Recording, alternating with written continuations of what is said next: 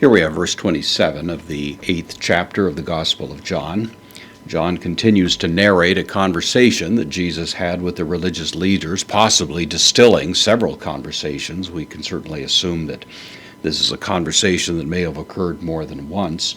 Jesus has been asserting to them that they have not known him because they haven't known the one who sent him.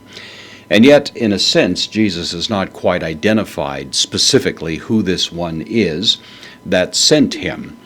And the speculation is that in this verse 27, John is adding what amounts to a parenthetical comment to point that very fact out. We, of course, read this text and we understand immediately that the one that Jesus refers to as the one who sent him would be God the Father.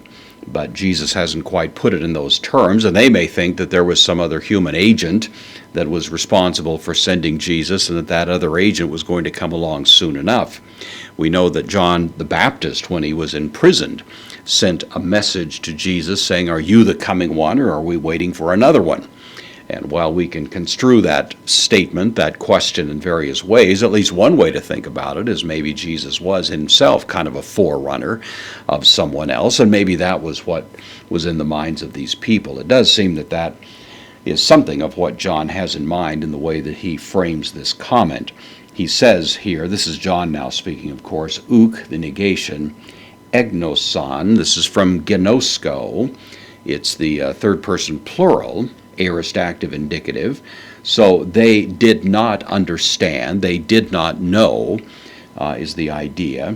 Hoti, that or because, the conjunction here it means that. They did not know that ton patera, the article ton patera, the accusative of pater, father.